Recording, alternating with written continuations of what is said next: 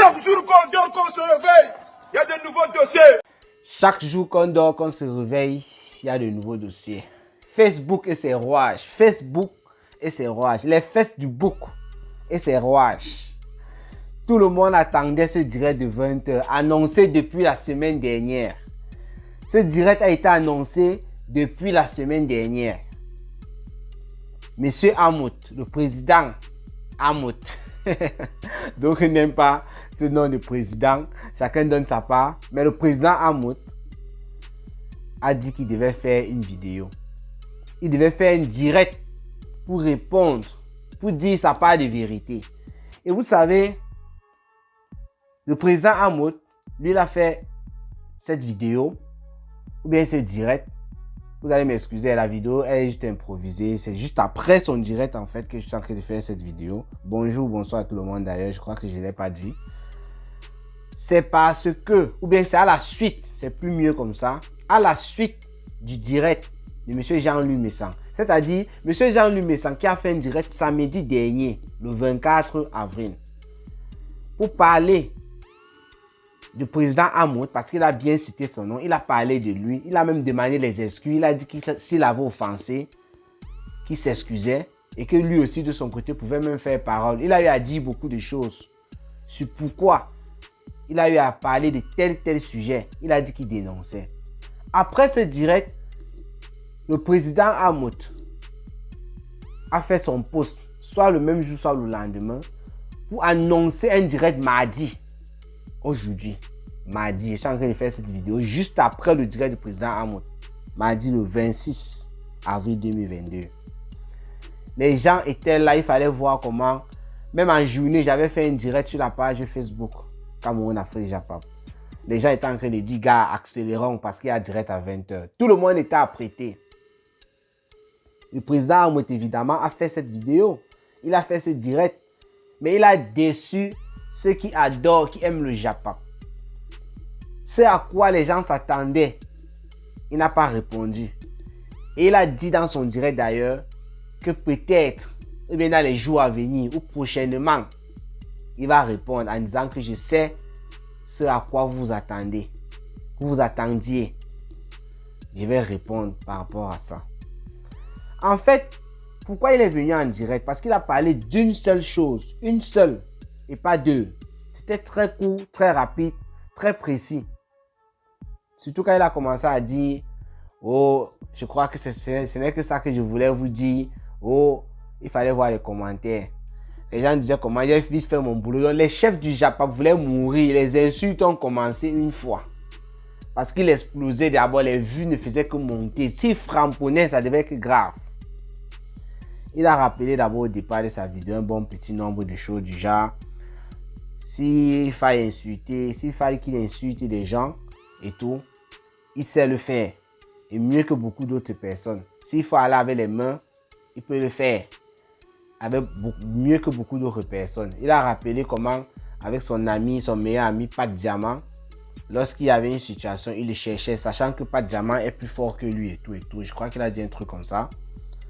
Il a rappelé son enfance dans son quartier. Il disait que même le bonjour dans son quartier, c'était des insultes. Donc il a rappelé, pour dire en fait qu'il est coriace, il a rappelé la vie du Beaux-Arts au Maroc, en Algérie. Quelques points là. Ensuite, il a bufugué sur Amer Kamer. Il a bufugué sur Amer Kamer. D'ailleurs, je vais vous mettre une petite partie de sa vidéo là à la fin. Une petite partie là où il explique. Le truc, c'est que lui, il a choisi de répondre à un truc de précis. Pour lui, les gens parlent de trafic d'influence. Quand il dit les gens, en fait, le camp d'Amer Kamer, précisément le clan du compresseur, la TKC et tous ceux qui soutiennent Amer Kamer, trafic d'influence, pour dire qu'il est en Europe, en France, et il porte plainte au téléphone, d'après les directs qu'on a suivis. Ça, c'est un fait, c'est là sur la toile. Donc lui, il est venu pour répondre à ça, pour dire que vous voulez me faire passer pour le mauvais. Et pourtant, il a suivi la procédure normale. Voici donc ce qui s'est passé. Il est allé en Espagne. Je ne sais pas pourquoi en Espagne, il vient en France. Mais il est allé en Espagne à l'ambassade du Cameroun. Il a fait une procuration. Et oui, ça c'est la loi, c'est normal, c'est légitime, voilà. Il a fait une procuration à l'un de ses employés. C'est ce qu'il a dit à son employé. Pas si elle m'a suivi, mais d'ailleurs, je vais vous mettre cette demi-partie. À une personne qui travaille pour lui, son employé, que vas-y porter plainte à tel. La procuration et tout. On a remis ça à son employé. Son employé qui est aussi parti dans une gendarmerie. Voici la procuration de M. Amout et tout. Il a envoyé avec les vidéos d'insultes d'Ahmed Kamer à l'appui. Et il fait savoir que Ahmed Kamer est allé trop loin. Parce que les gens se posaient aussi la question, avec toutes les personnes qui ont parlé de ce sujet d'argent de Fleur de Lys sur la toile, pourquoi seulement Ahmed Kamer? C'est la question que Ahmed Kamer lui-même s'est posée tout récemment. Et donc il répond à cette question en disant qu'Ahmed Kamer est parti plus loin que les autres. C'est ce qu'il estime. Il a rappelé aussi une petite histoire. Il dit que il a rencontré Ahmed Kamer une seule fois. Il était venu chez lui avec Edgar Minasco.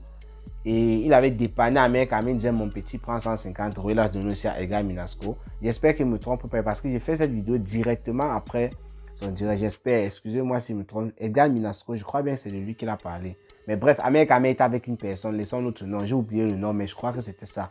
Ahmed Kamer était avec une autre personne. Il leur a donné 150 € chacun. Il dit qu'il ne savait même pas qu'Ahmed Kamer était son grand frère. C'est récemment à la gendarmerie qu'on fait savoir que Ahmed Kamer est son grand frère. Par rapport à l'âge, quoi. Donc, il dit à Ahmed Kamer que quand tu es en train de me promettre que telle chose, il faudrait d'abord que tu viennes même, que tu me remets les 150 € que je t'avais donné. Voilà. Et il dit à Ahmed Kamer qu'il n'a pas peur parce qu'Ahmed Kamer lui a promis une bastonnade. Rappelez-vous, il lui a promis une bastonnade. Quand j'étais en train de faire le direct sur YouTube, les gens ont dit qu'il répondait à la matière des Bogos. La matière des Bogos qui s'est enjaillée dernièrement pour faire savoir que ce n'était pas le président Amout qui avait porté plainte. Qu'est-ce qu'elle va dire maintenant? Moi, je ne sais pas. Moi, je ne la suis pas. Hein. Je ne sais pas. Mais j'avais porté sa vidéo. Je suis venu, j'ai mis sur YouTube. Je crois que j'avais mis aussi ça sur Facebook. Sur la page Facebook, vous pouvez regarder ça en bas. Et j'ai fait un petit commentaire là-dessus. J'ai mis ses propos. Elle-même, elle a parlé. Vous avez écouté. Ça ne vient pas de moi. Parce qu'elle était trop confiante, elle jubilait beaucoup, elle parlait que non, elle a l'information juste et tout. Donc le président Amout, lui, il a donné une seule information. Pas de trafic d'influence d'après lui. Il dit qu'il a suivi la loi. Il est parti faire une procuration. On a pris la procuration qu'il a remis à quelqu'un à main propre, qui a donné à une autre personne au Cameroun, à son employé. Il a fait la procuration au nom de cette personne, de son employé. Son employé qui est parti porter plainte à Ahmed Kamer pour diffamation et tout. Ahmed Kamer maintenant, on l'a appelé. Par rapport à ça, pour sa convocation, il ne s'est pas présenté. C'est ce que le président Amout dit. Ahmed Kamer a parlé de ça aussi parce qu'il avait dit dernièrement dans une de ses vidéos que lorsqu'on l'avait appelé, même son avocat était parti se présenter là-bas, mais on n'a jamais remis une convocation à son avocat parce qu'on voulait tout faire pour l'interpeller. Peut-être que c'est pour ça qu'Ahmed Kamer parle de trafic d'influence. Donc le président Amout a brossé ça rapidement en disant qu'Ahmed Kamer ne s'était pas présenté. Ahmed Kamer, lui, il a déjà dit ça depuis dans l'une de ses vidéos, dans plusieurs de ses vidéos même d'ailleurs, que son avocat était parti, mais on ne lui a pas remis une plainte. Raison pour laquelle il ne s'est pas présenté parce qu'il dit qu'il n'a pas peur. Donc mais là, ça se joue à ce niveau. Est-ce qu'on a appelé Ahmed Kamer, il a refusé de partir et il y a une convocation, ou est-ce qu'on ne lui a pas donné une convocation? Le président Amout lui dit qu'il a suivi la loi parce qu'on a appelé Ahmed Kamer par rapport à sa plainte, il ne s'est pas présenté. Et maintenant, le procureur, quoi, il a cité, bon, la procédure a continué, quoi. La procédure a continué.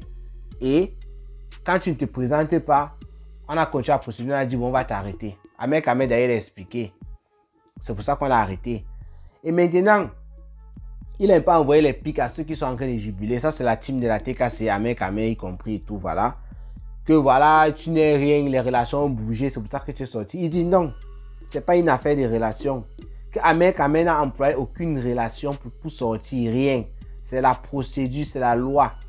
On lui a demandé 2 garants. Et vous savez, quand vous demandez les garants, c'est parce que, comme on dit garant, comme le nom l'indique, les gens qui garantissent que si on ne parvient pas, si on te cherche, on ne te trouve pas, si tu te caches par exemple, c'est ces personnes-là qu'on doit arrêter et dire voilà. Donc, le président Amout lui fait savoir que on a donné les garants, c'est-à-dire Ahmed Kamer est venu avec les garants, d'ailleurs il a expliqué ça, qui ont signé selon la procédure, c'est pour ça qu'il est sorti. Il a même dit que demain il avait rendez-vous, ou c'est quoi, avec le procureur, un truc comme ça, et pour continuer, pour que l'enquête continue, que l'enquête en train de suivre son cours. Donc lui il ne peut pas parler sur l'enquête, c'est ce que lui dit, je vais vous mettre la petite vidéo. il ne peut pas parler de l'enquête parce que c'est en cours. Il est seulement venu rétablir la vérité. Du genre, vous qui êtes en train de dire que c'est le trafic d'influence, moi je n'ai pas procédé comme vous êtes en train de dire là. Je suis allé selon la loi. Que c'est pas parce que je suis en France, il est au Cameroun, vous croyez que j'ai téléphoné et on est parti, on a arrêté le gars. Non. Voilà un peu en quelque sorte le direct du président Amout. Ça n'a pas duré. C'était rapide comme rien du tout.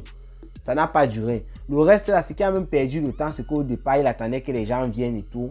Il a respecté l'heure 20h. Il attendait que les gens viennent. Et au fur et à mesure que ça montait, il disait que vous êtes 1000 déjà et tout. Voilà.